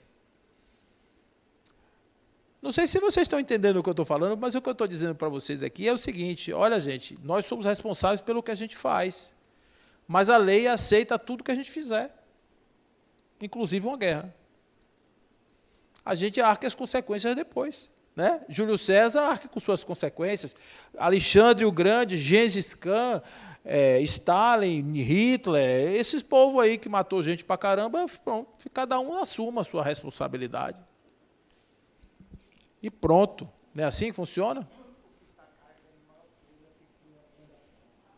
A bomba atômica? Olha aqui, ó, a bomba atômica. A bomba atômica é um experimento utilitarista, gente. Utilitarista. Os americanos soltaram 2 bombas atômicas sobre o Japão, mataram 400 mil pessoas na hora, outros tantos depois, para não morrer 1 milhão de pessoas. Porque se os americanos invadissem Tóquio, os japoneses, resistindo como estavam, aquela população ali ia ser dizimada. Entendeu? Porque eles estavam experimentando a Guerra do Pacífico e estavam vendo que não era, eles achavam que ia ser muito fácil, e não foi, porque os japoneses entregavam a vida, os japoneses jogavam em cima dos navios, os kamikaze e tudo. Você imagina se eles fossem invadir Tóquio, o americano entrando em Tóquio, o que é que não ia ser? Aí eles fizeram, escolheram 2 cidades a caso, jogaram 2 bombas, mataram, né, dizimaram ali a população e acabaram com a guerra. Acabou a Segunda Guerra. O Japão se rendeu após Nagasaki. Então, essa coisa aí de guerra, né, é triste ver. Eu gostaria de viver num mundo diferente. Eu gostaria de viver num outro mundo. Eu gostaria de viver numa outra dimensão. Numa outra... sem me preocupar com as coisas que hoje a gente tem que se preocupar. Eu gostaria muito. Mas estou aqui encarnado é porque eu mereço estar aqui desse lugar. Aí eu estou olhando aqui, eu acho que vocês também. Então a gente tem que entender, olha, no dia que a gente entender a lei e a gente começar a seguir essa lei, a gente não criar esses... e a gente parar de ser esses elementos contingentes que ficamos o tempo inteiro tentando dar jeito nas coisas, do nosso jeito, a gente vai sofrer nesse mundo. Esse mundo ele é pesado, ele tem espinho, tem rosa, e na rosa já tem os espinhos. Para você, se você quiser olhar o cheiro e a beleza da rosa, você olha para cima, se você olhar para baixo, tem espinho, se apertar, fere a mão. Beleza?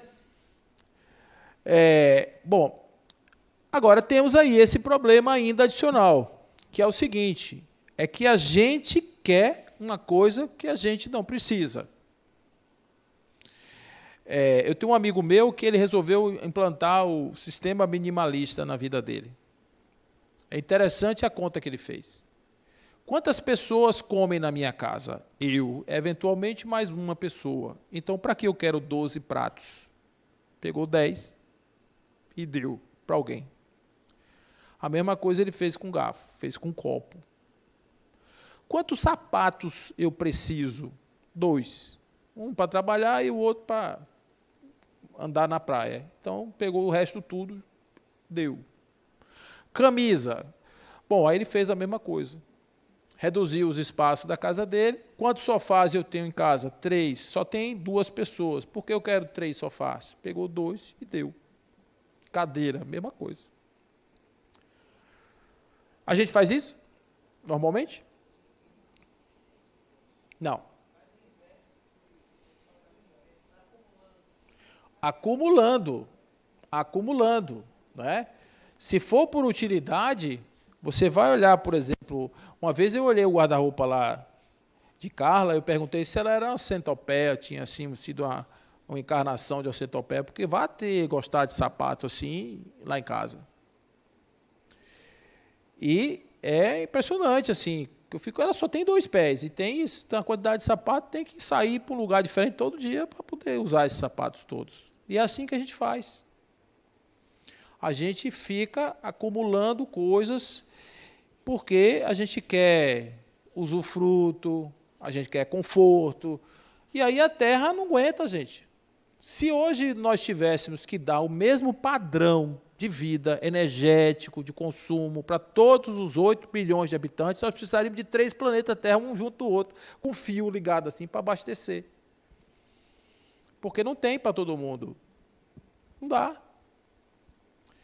Então, essa é uma questão que nós vamos ter que começar a construir. E é um senso de existência que está aqui, ó. Isso aqui.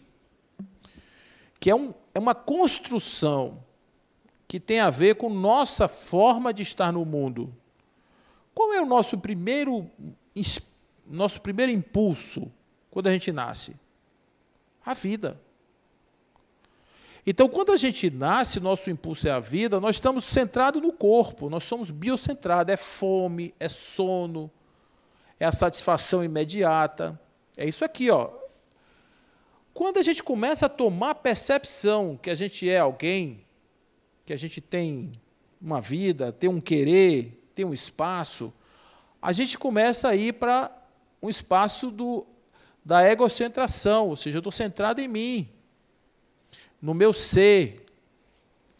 Eu estou centrado naqueles que estão mais próximos, eventualmente, nas minhas relações, mas eu ainda estou, enquanto um ser que se elabora, eu ainda estou na premissa de ser satisfeito. Quando eu começo a perceber o entorno, e meu primeiro entorno é a família, eu estou na fase da etnocentração. Eu estou centrado no meu clã, no meu grupo, no meu povo, na minha população, no país. Então, tem muitas pessoas que são centradas nos seus países. Não tem visão de mundo. O mundo que se exploda, contanto que eu esteja aqui vivendo bem. Né? Então, isso, do ponto de vista ecológico, é ainda uma visão restrita. Né? Quando a gente vai para o ecocentrado, é que a gente já incluiu outros elementos, incluiu outros países, incluiu outras pessoas, etnias, e incluiu a natureza. Incluiu a natureza, ou seja, a natureza passou a ser uma ator na minha vida de importância relevante. Não precisa ninguém me dizer, não, que eu já sei.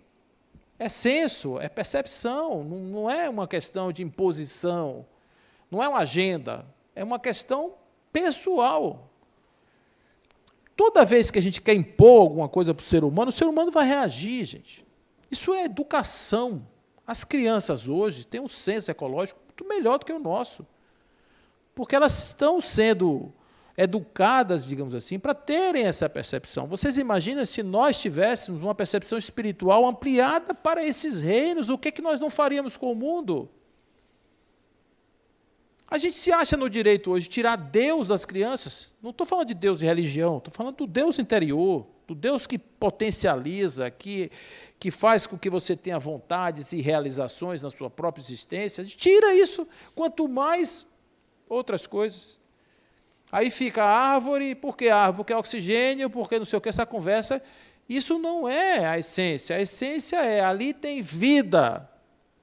Ali é um sistema e eu faço parte dele. Eu faço parte dele. O que adianta eu abraçar uma árvore, chegar em casa, me sentar numa mesa, um tampo de madeira, alguém sofreu por estar sentado nessa cadeira. É uma hipocrisia imensa. Né? Eu tenho uma amiga minha que, quando teve aquela polêmica ali do BRT, que estava passando ali na Magalhães Neto, ali, acho que é Juraci Magalhães, que estava ali, ela desceu com os filhos, ficou abraçando em árvore, e a casa dela toda de madeira por dentro. Eu dizia assim, e a madeira que tem na sua casa, você vai abraçar? Que dia? A árvore que está lá, que morreu para você sentar. Né? Então, assim, a gente tem que pensar, gente, que a gente... É um senso mesmo, é uma percepção, é um senso-percepção. E aí a gente vai para o cosmos. Quando a gente chega nessa esfera ali da visão cósmica, a gente inclui o universo. Inclui o universo, inclui Deus.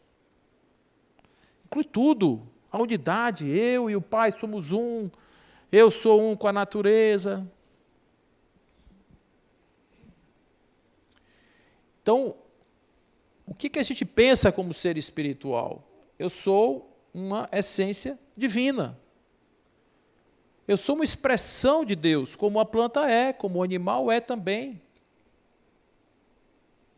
E aí a gente começa a ter essa construção diferente. Em vez de você construir com um aspecto cultural restritivo, que vai gerar restrição, vai gerar rejeição, você constrói o outro lado, você é essencial. Eu vou por baixo. A essência, nós somos iguais.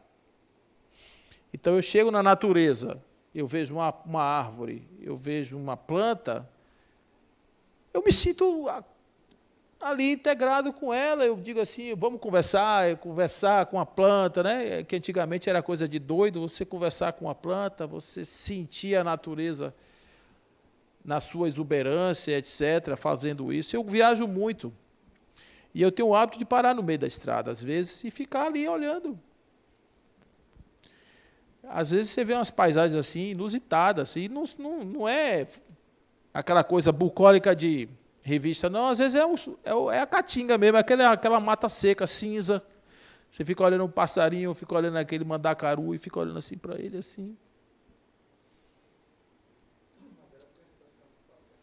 Hã? A caatinga, né? Ela tem uma expressão própria e peculiar. Se você parar para analisar, e principalmente quando chove.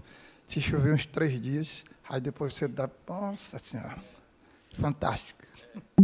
Isso aí. Aí você vê aquilo tudo seco, tudo morto, aí dá uma chuva e pã, tudo acontece. Então, gente, olha, conservação, do ponto de vista da vida, é uma etapa em que os nossos olhos e os nossos sentidos percebem a existência durante um tempo, e é o senso que se constrói para que a gente atue de uma forma tal que essa instância de expressão se mantenha. Se mantenha. Eu vou contar uma coisa para vocês, se vocês rirem, eu vou entender. Eu crio 2 lagartixas em casa.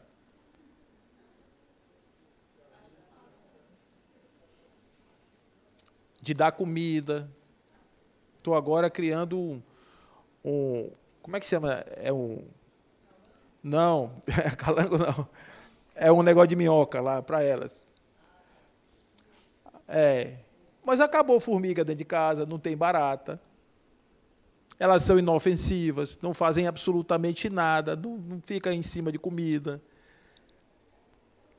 Tem nome, eu dei logo o nome para não dar ideia, né, para outra pessoa dizer, não espantar a lagartixa, boto logo o nome, porque aí já fica logo... Se porque as duas são iguais, então se um é a outra e a outra não faz a menor ideia, porque ela também não está ligando para o nome que eu dei. Mas é isso. Então, é a forma de você começar a perceber que tem ali um equilíbrio. Vamos criar um equilíbrio dentro de casa? Eu te ajudo, você me ajuda, a gente fica junto aqui. Quem não gosta é formiga e barata, mas paciência, né? Elas vão procurar o lugar delas. Quem contava uma história interessante disso era Chico. Chico contava uma história interessante que teve uma formiga lá que estava atacando um roseiral na casa dele. E o Valdo Vieira, ele não era muito assim dessas filosofias assim, não, ele era mais radical, né? Aí Chico disse que chegou no quintal, aí Valdo Vieira tinha saído na rua para comprar remédio para botar nas formigas. Aí ele chegou lá e disse, minhas amigas, meninas, corram que doutor Valdo foi na rua, foi trazer remédio e vai botar remédio para vocês. Ele fala, essa alma não existe. Aí, segundo ele, as formigas foram embora. E ficou uma. Aí ele dizia, essa é a subversiva. Essa é a subversiva, essa é que vai ficar. Né? É tão bom, gente, quando a gente começa a olhar o mundo assim de outro jeito, sabe? A gente não se sentia assim, aquele predador. A gente se sentia algo que pode ser reformado dentro da consciência do mundo. É muito legal. A gente ainda comete algumas coisas, por exemplo, você anda de carro? Ando. Eu ia sair agora ali de Brotas para vir para cá, como? De teletransporte? Não tem como. Né? Bicicleta ia demorar. Então, eu ainda tenho essa situação e essa necessidade. Eventualmente, eu ainda causo meus prejuízos na natureza, mas faz parte. Não é isso? Eu não estou fora do contexto, eu estou vivendo a vida, eu estou inserido no contexto. Agora, daí para eu sair destruindo tudo, e tem uma distância imensa, né? Fazendo isso de uma forma tal, achando que é impune, que aquilo ali existe para mim. Não, não existe para mim. Não existe para mim. Ok, gente? Então, essa é a nossa evolução. Vocês veem que tem sempre um eixo central, esse eixo central é a nossa meta evolutiva, e as voltas é o que a gente dá porque a gente gosta de passear. Tem pessoas que são mais direcionadas, são pessoas mais centradas e que elas vivem de forma mais interessante, são espíritos mais rápidos na sua revelação, na sua transformação, no seu aprendizado, porque eles vivem despertos, eles não vivem dormindo, eles não vivem fora do eixo da realidade. A gente, quando se perde nessa coisa da egocentração, a gente acha que a gente é, né, a cereja do bolo. Então, isso não quer dizer que um indivíduo que cresça desse jeito, ele não estagie, eventualmente, numa encarnação, num desses estágios aí, que é normalmente o que acontece. Tem pessoas que vivem para o corpo, tem pessoas que vivem para si. Tanto que o Espiritismo, Santo Agostinho, quando ele fala sobre isso, ele vai falar sobre o egoísmo, ele vai falar sobre a transformação, né? Então tem uma questão 919, que a questão é a seguinte: qual é o meio prático e mais eficaz para um homem melhorar nessa vida e se livrar do arrasto do mal? E a resposta é: um sábio da antiguidade já lhe disse, conhece-te a ti mesmo. E aí Santo Agostinho vai falar sobre: faze como eu fazia quando estava aqui na Terra. À noite eu faço reflexões sobre se eu fiz o mal a alguém, se eu deixei de fazer o bem, etc. Ele vai falando e ele vai trazendo esse conjunto de práticas e vai dizendo: se você fizer isso, se você fizer um esforço, se você fizer um sacrifício, você vai começar a ver que o mundo é diferente, você vai começar a ver que a vida é outra, de outro jeito, de outra forma. E aí ele vai falando e chega no final, ele dá a cartada final, ele diz assim: foi para isso que nós escrevemos o Livro dos Espíritos. Ou seja, nós escrevemos o Livro dos Espíritos, diz Santo Agostinho, para poder fazer com que as pessoas se melhorem. Mas é a partir de um processo moral, gente, isso aqui é importante, isso. Eu gosto sempre de frisar isso, porque isso é o que toda religião faz. Diz assim: você tem que ser bom, você tem que ser paciente, você tem que ser prudente. Aí a pessoa fica ali: pô, eu tenho que ser, será que eu sou, será que eu não sou? É você entender por que é que você tem que ser tudo isso. Se você quiser ser, você vai ser. Se você não quiser, você arque com as consequências. Pronto, simples assim. Agora, não tem... Né? Eu gostaria de ter lá um Salvaciotol 300 miligramas, eu tomava e ficava salvo. Claro, é muito mais simples, mas não é assim. Eu tenho que entender como é que funciona e optar por fazer ou não fazer, né? Porque aí eu consigo realmente mudar.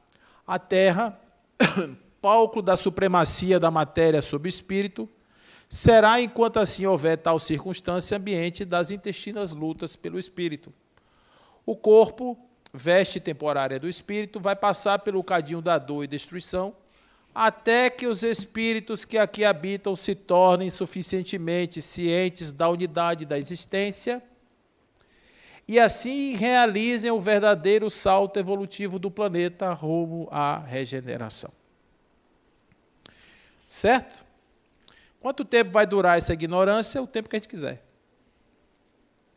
O tempo que a gente permitir. Porque isso é a coisa do nosso desejo. A gente pode ficar na ignorância? Pode. É um direito? Mais ou menos, é. Tem consequência? Tem. É bom ficar? Não, não é. É bom sair dela. De preferência, o mais rapidamente possível. A gente conversava mais cedo um pouco o quanto de orientação boa que o Espiritismo dá para uma pessoa que vive no mundo de hoje. O quanto de pé no chão que a gente tem quando a gente compreende essa doutrina e vê a clareza como ela nos ensina as coisas. Então, eu digo a vocês, parafraseando o rico que vivia junto do Lázaro na sua casa, quando eles estavam em vida, O pobrezinho ficava na porta de casa, passando fome, pedindo esmola, doente. E o ricão lá, comendo tudo. Essa parábola não é de riqueza e de pobreza, nem cá dizendo que rico vai para o inferno e pobre vai para o céu. É uma parábola de instância de vida. Aí morreram os dois. Chega lá no plano espiritual, está lá o que estava na condição do banquete, agora na extrema falta de tudo, escassez de tudo. E ele olha para lá e vê aquele que está na pobreza, uma roupa, uma camisola da Louis Vuitton toda arrumada, junto de Abraão, com a cara de sadio.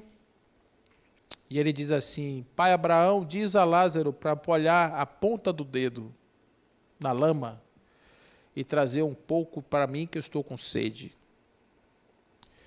E Abraão diz assim para ele: nem você pode vir a Lázaro, nem Lázaro pode ir até você. Entre vocês existe um abismo intransponível. Aí ele diz assim: Abraão, mande seus anjos, seus ministros, avisarem aos meus irmãos da terra que é assim que funciona, porque eles não sabem. Aí Abraão diz assim para ele: eles têm as leis e eles têm os profetas. Nós temos as leis e nós temos os profetas. A gente tem que prestar atenção, gente, nisso. Tudo o que a gente faz tem consequência. Qual é a consequência que eu quero para mim? Se você planta rosas, você terá rosas no jardim. Se você planta espinhos, terá espinhos no jardim. Se você planta coco, terá coco no jardim. Então, a vida é isso. A vida é esse encontro da consciência, da razão, com a essência da vida. Aí, quando a gente está vivendo na essência da vida, a gente diz que está vivendo. Quando a gente vive fora da essência da vida, a gente está vegetando, existindo, dormindo, sonhando. Paulo dizia aos seus: desperta tu que dormes. É momento de a gente despertar. Para que a gente se perceba numa situação tal que a gente não precisa mais matar os nossos irmãos para defender interesses, fronteiras, pseudo-direitos de pequenos grupos. O mundo ainda vai passar por muitas dores até entender isso. Até uma geração ser totalmente assim banida do ponto de vista da ignorância e retorne essa mesma geração aprendida às custas de muita dor. Nós vamos ter aqui na Terra ainda momentos de muita dor. Mas é papel de cada um de nós, pelo menos no microcosmo que a gente vive, atenuar essas dores. Não só as nossas, mas daqueles que estão conosco, auxiliando, ajudando, orientando e cuidando desse mundo que a gente tem. Porque eu vou falar uma coisa para vocês. Adoro viver na Terra. Ah, mas tem um planeta que é melhor, mas esse aqui não tem igual não, gente. Cachoeira, rio, manga, quindim, brigadeiro. Ó, tem nada igual. Agora, vocês imaginem um planeta lindo desse, cheio de cor, cheio de vida, cheio de demonstrações inequívocas de Deus o tempo todo, e uma população de pessoas integradas, harmonizadas, com todo esse conjunto, e a gente respirando junto com Gaia, ela faz assim, a gente faz assim, a gente dançando com Deus. Imagina como é que seria isso, maravilhoso, seria lindo. Eu espero um dia viver nesse planeta e convido vocês um dia a também pensarem em viver nesse planeta e fazerem com que ele seja realizado o mais rapidamente possível, para que a gente possa realmente merecer a terra como os mansos prometidos de Jesus. Que a paz do Cristo esteja em seus corações, que assim seja.